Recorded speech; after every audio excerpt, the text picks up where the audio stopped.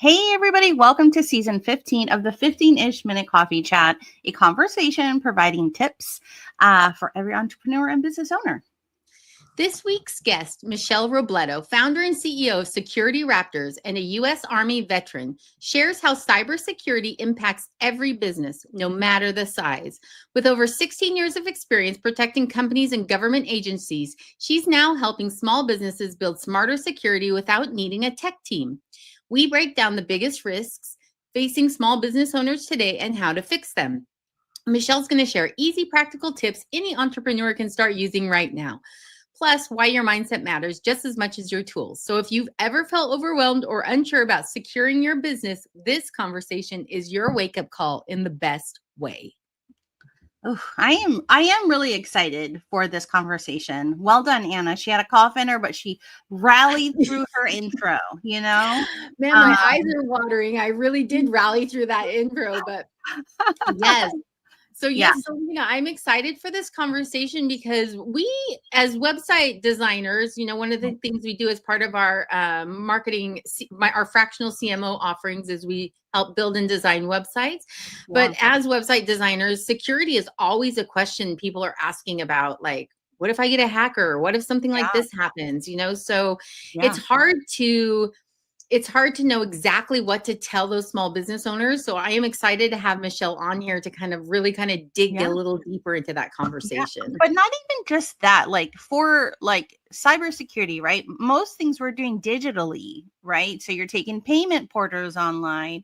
Maybe you're going to, you know what I mean? You're collecting information. So your data is out there. So you just need to be really conscious of what your business is kind of open to, and I'll share just a very, very quick story.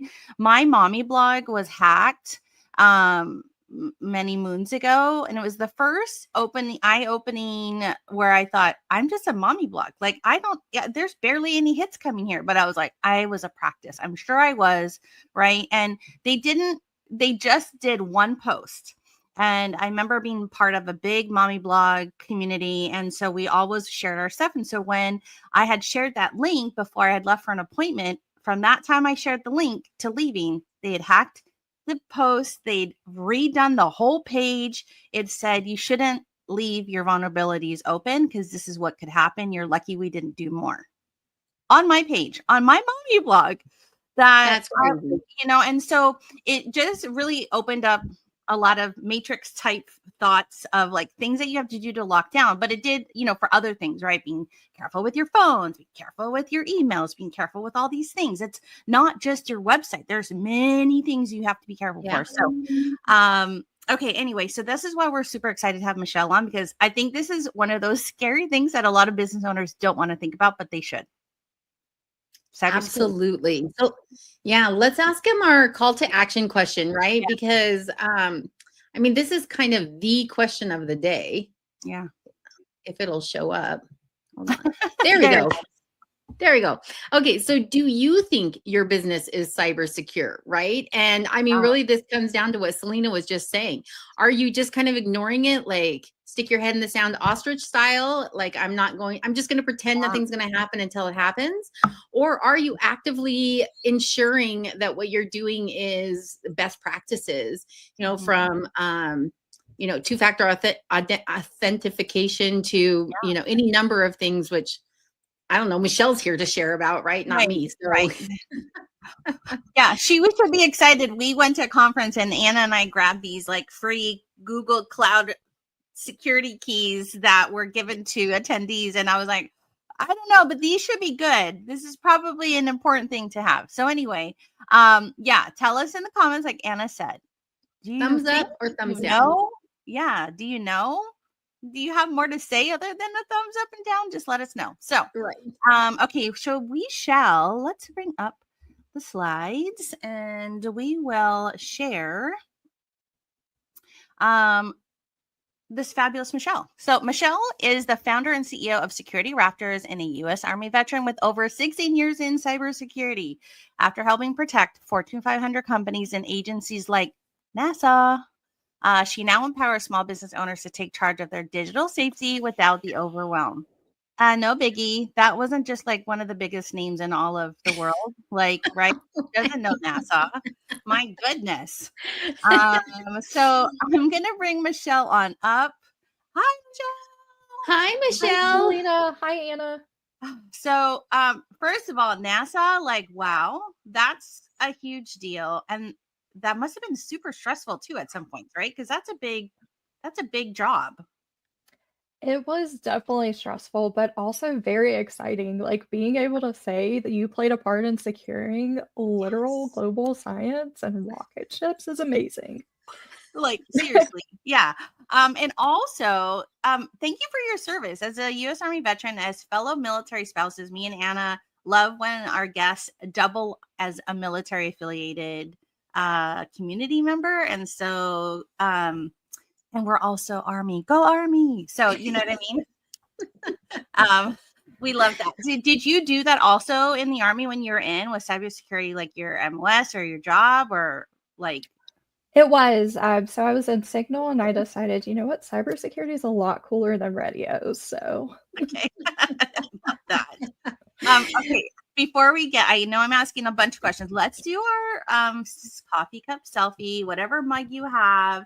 We take this imaginary coffee photo. Oh, I love yours. Oh, I love yours. That's my daughter's favorite movie. Okay, on three. 1, 2, 3. Okay. All right, guys. Cheers. Here's a great combo. We are going to move into this pose, and Anna is going to get us rolling with these fabulous questions. I am. Okay. So, Michelle, our first question that we want to talk about is just the basics of cybersecurity for small businesses. So, how vulnerable are small business owners to cybersecurity attacks?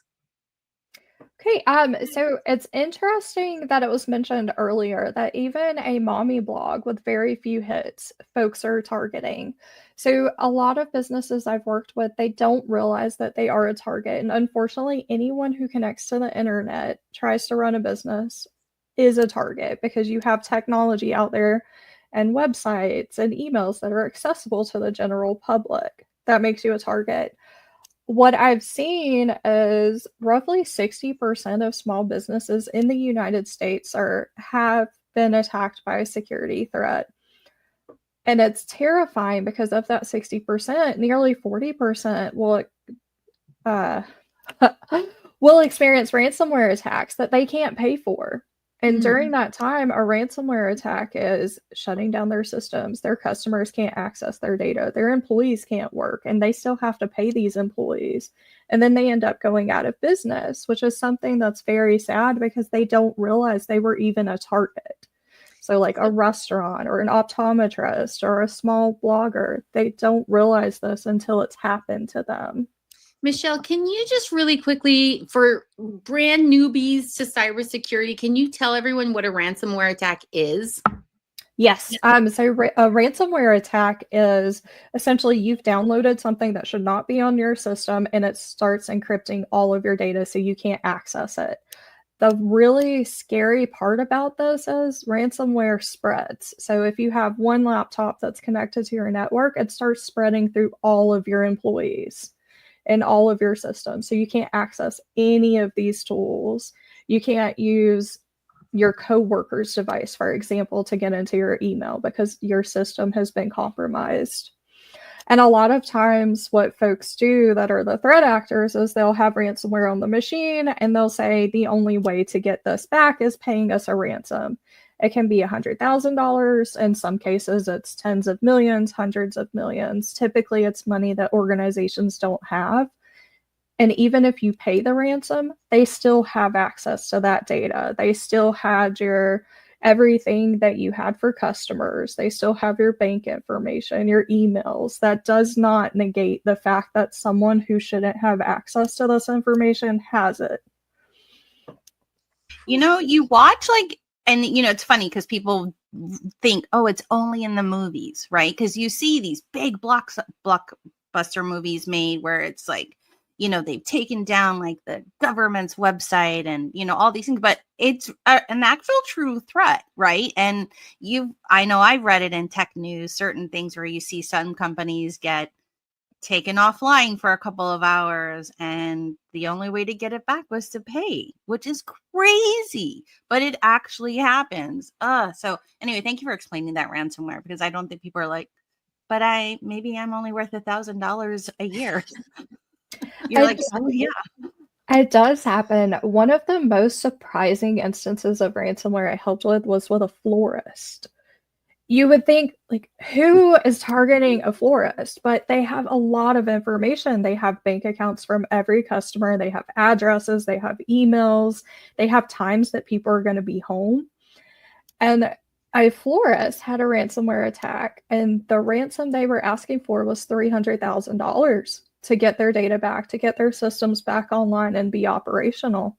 They, even with cybersecurity insurance, they weren't able to cover that, and they ended up losing their business because it wasn't something they thought about. Like, who thinks a florist is going to be targeted, right?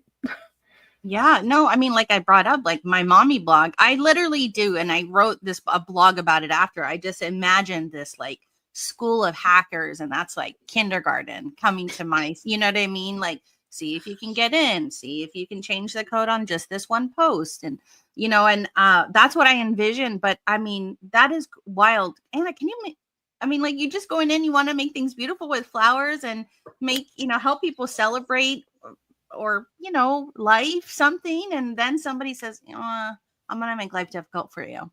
Yeah. I feel like the examples you're giving are people that are collecting data from others, right? At least for ransomware. But I know that there's other threats out there. Like, what other kinds of threats are you seeing hit small businesses? This one feels like a really big one, right? Where, hey, you're going to lose your business if you can't pay off these attackers. But what are some of the other things you're seeing happening in small business, cyber world that business owners need to be aware of? Definitely phishing. Phishing is a huge one. So they'll either convince you to click on links and download malicious software, or the other one is posing as either your bank or even your email provider and saying you need to change your email or your bank login so that they can get access to your accounts, and then they'll start taking small amounts of money. Or in your email, where they're starting to take your contacts, or if you have your email set up with, potentially you have spreadsheets and Google that are collecting all of your customer data or copies of your invoices. They're going in and downloading this data without you even realizing that you had given your password and login credentials to a phishing email. And that's happening, unfortunately, a lot to small business owners because they're doing all of these different jobs. They're moving really fast. They're stressed out, and they're getting these emails that are now, it used to be a little bit easier to identify them before you could use AI to make this sound like everyone around you. But now with AI modifying the emails, it does look like it came from Google. And it does have the sense of urgency that doesn't allow people to pause and breathe and think like, wait a second, should I be clicking on this? Should I be entering my login details in this email? It makes you almost afraid to do anything, right? Like, at some point you're like, I have to verify everything that comes my direction that's asking for information or a link click, which I think is just probably a best practice just in and of itself, is like, stop, think it through before you click, right? I mean, we just had one of our clients send us an email that said, hey, by the way, this was a phishing attack sent via email, and it looked like a legit email, but they investigated a little bit because something felt a little off about it. And there was one small difference in the domain that allowed them to figure out that it was, it was not a for real thing coming from the company they thought it was coming from. But I mean, she said she very nearly like hit that. And as website people, they were just letting us know, hey, keep an eye on our site just in case, right? Kind of thing. Anyway, it happens. It does happen quite a bit. And I will tell you, this is why my stepdad is like, I pay cash only, and I only have a landline, no cell phone. Like, this is my stepdad. So Anna, let's dive into the next, because I know I could actually continuously ask more questions here. But let's get to the other questions, and then maybe we can do some bonus ones if we have time. Definitely. So, Michelle, we wanted you, now that we've kind of talked about all the terrible things that are out there, or at least some of the terrible things that are out there, can you give us a couple of small steps that business owners can take to improve security, like starting today? Like, really, like, what are those first things they need to start thinking about? Yes, definitely. I would say one of the most important things you can do is to go through all of your sensitive accounts. So identify what collects data, which accounts you have that collect data, and which accounts you have that have payment information. And then start implementing multi-factor authentication. So every time you log into your email, for example, it should be prompting you, is this you? Are you actually logging into your email from whatever address? Every time you log into your bank, or you accept a payment, or you're logging into your accounting systems, anything that touches customer data, like your CRM, for example, is it verifying through either a multi-factor authentication method of a text message, you have to enter a code, a push notification on your phone, or an authenticator tool on your phone, where you have to go that extra step. So when there are phishing emails, for example, that can help you in that area, because it's going to prompt and say, well, this person now has your email account. Is this actually you logging in now that you shared it, right? So that's huge. The second piece is updating your devices. So not just your laptop, you got to update your Chrome browser, your Safari browser, whatever you're using, keep it updated. There is an actual option that says auto update.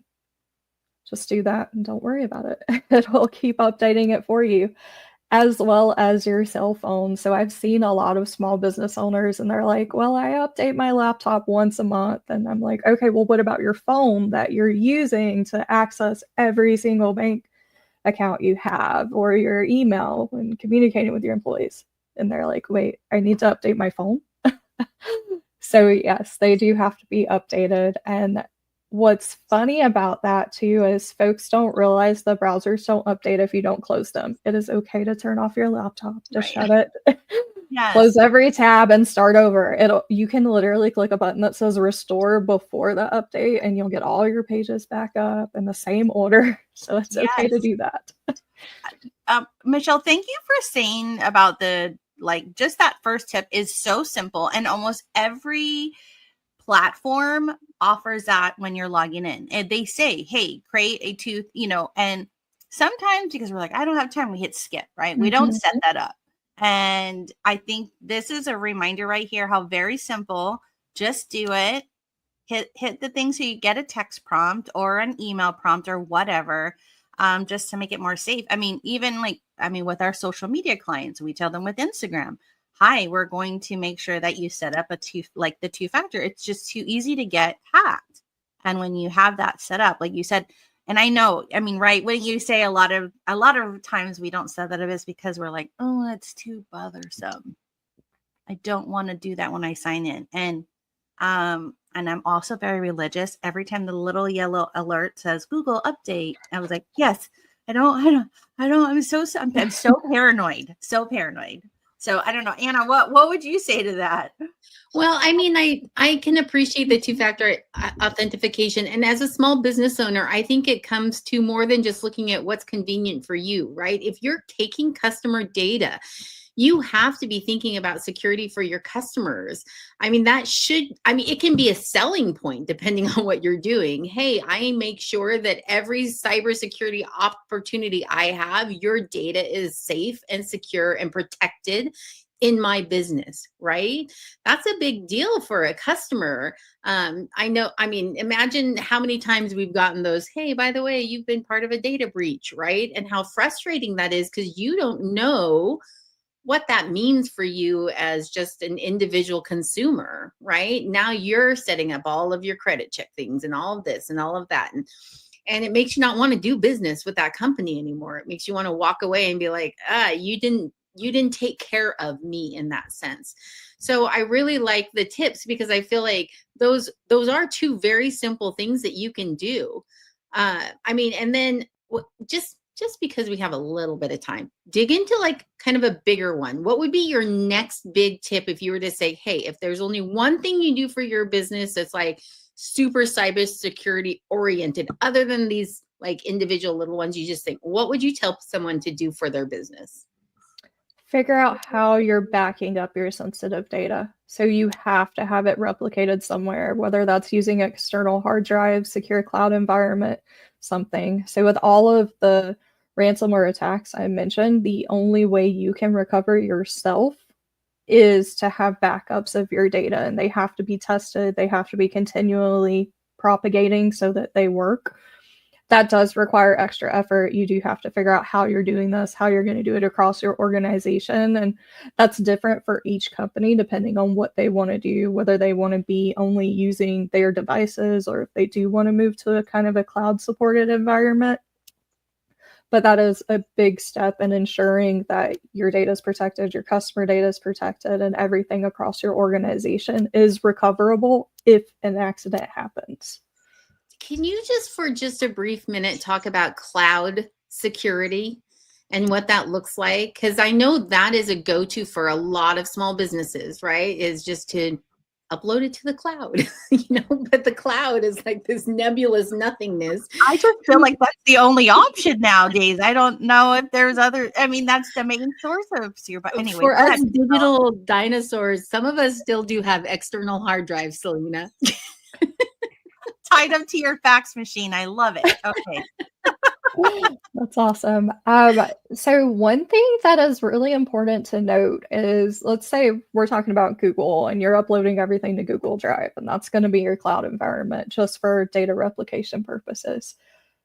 You have to make sure that you have set all of that information to only within your organization and only to the folks that need access. By default, anyone can access Google's information once it goes into the drive. So it does require extra effort, and you can do a security audit yourself. You just go to your drive, look at the access levels, and determine, oh, wait, this says public. That's not right. This shouldn't have a little globe that says everyone in the world can access this. I love that you said this. I'm going to just plug a former guest, and I love her. She's like a Google expert. She actually created a Google Avenger thing. And so her name is Dara Sklar. I love her. And Michelle, I'll have to send you this. So I would love your take on her tool that she created. But you run it through your Google Drive, and it actually brings you up, and you can filter it based off what the access file is. So it pulls up all your files, and it just gives you like, hey, this is sharing with everybody. This is sharing just within your organization. So you can also call a little bit quicker through the millions of files we all have in our Google Drive. Anyway, I just love that you said that, because you're right. Like sometimes we forget, right, that we've shared a file to everybody with a viewing link, and maybe you don't want to do that anymore, right? So, sorry, I just got excited, and I was like, I know a person. We know a person that has a tool that can help make that process a little easier. Anyway. That is awesome.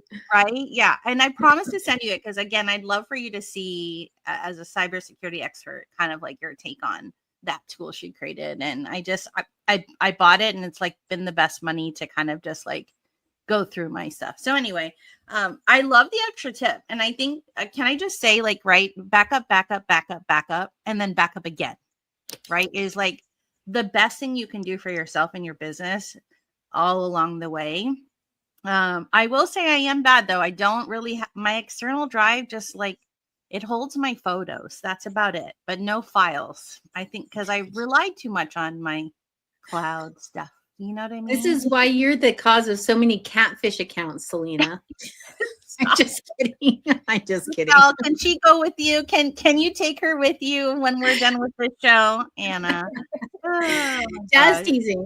Okay, so Michelle, before we finish up our show today, I do want to hit on mindset, and the mindset that you have to have when it comes to digital safety. So our third question today is, what's the role of mindset when it comes to feeling confident about digital safety?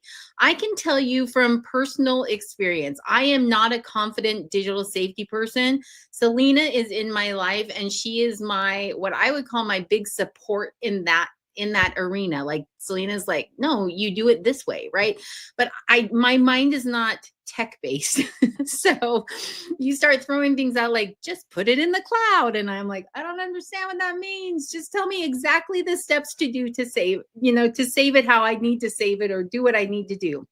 So as somebody who is not confident about digital safety in that sense, talk to us a little bit about where we need to be and really kind of like the steps we can take to start to find that confidence in that area. Yes, definitely. So going back to what was mentioned earlier about security being something that really ties to customers and customer trust. So I like to look at it from the perspective of everything you're doing in your organization is to help someone do something else. And a way to do that is to protect their information as well. And that requires you to kind of just think through, hey, would I be okay with my data being processed this way? Would I be okay if I set up this account and knew that this person was clicking on every single email and entering login details? Would I be okay if this data was publicly exposed, right? And I knew I had a line item there. And once you really start thinking about it from the perspective of how is this affecting our customers, you can think, okay, take some deep breaths because you're going to start panicking and think, oh, like you mentioned, this is like the movies.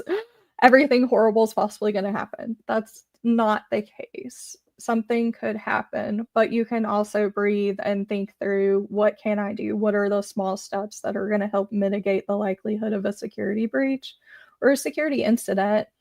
And I think one of the biggest keys there too is to realize that it does impact everyone. So really kind of accepting that reality and finding a way to balance that acceptance with action, not fear, is going to be really key in this area. And I think generally anyone that can set up new tools or start changing their video platforms or even build a business with any aspect of technology, you're learning. You learned how to use social media. I just learned how to use this platform we're on right now. You all learned how to use the equipment for podcasting. That means you already have the biggest skill, which is curiosity and being able to learn. You just have to ask questions and seek out resources, and you'll be able to build at least the foundations that'll keep your company operating as you start growing and scaling. I love that answer so much. Like, Yeah. Two things I loved about it. One, put yourself in the mindset of, if you were the customer, would you be okay? That's such a great way to just phrase everything you're doing. Mm-hmm. But second, what you just said about you already have the basic skill of being curious, and now it just means asking questions. You can learn this, and it doesn't have to be fear-based. I loved that. Thank you, Michelle. Yeah. No, I think it's just important to think about it. And I know that there's different types of people that come into play with business, right? They are very hands-off, anything that is digital. Therefore, then anything that goes with it, like cybersecurity, but it's just kind of like, you have a key and you lock the door to your business when you leave your brick and mortar. You got to do the same thing for virtual, right? We just assume that because it's on my computer, it's very safe, but because there is curiosity in others, right? It just evolves and we got to grow with it too. So I love that you said I love that because I'm very curious, which is why I'm always down for a conversation like this, Michelle, because you learn more. And thank you for like sharing all the things today. Like I want to go now and I want to do so many things after we finish this recording. I'm like, I just want to go. I want to go and double check everything now. You know what I mean? And yeah, I hope anybody listening is going to do that too. Just do one thing for your business today. One of the 3 tips that Michelle talked about. I'm going to tell you what I'm going to do, because I can right now think of 2 different applications I push to skip on that 2-factor authentication. I'm going to go back and set that up today. So there we go. Awesome. See, Michelle's job is done if she's not educating the world to just be a little bit safer. I guess, is this where we have to move on to? Yeah, we're going to, it's a good thing. Yeah, we're going to share her toolkit, which I think is going to help a lot of people. So yeah. So let me bring this up. Let's go here. And So Michelle, not Michelle, but Michelle knows what we are offering, but we'd love to talk about a toolkit that people should have kind of in their arsenal as business owners. And so Michelle shared this right here, which is her articles. And I'm going to let Michelle tell you maybe what's a good article to start with on your site to kind of educate themselves. Yeah, definitely. So I would say anyone could start with what is a security breach and why does it matter? This article gives you an overview of kind of basic technology, how it's impacted by threat actors, and why all businesses should care. And it's not in a terrifying way. So it's more in a, if you're curious, you want to understand how this actually relates to your business, this is where you start. And it can give you some insight into really going out there and asking questions yourself of your organization. Okay, you heard it here, guys.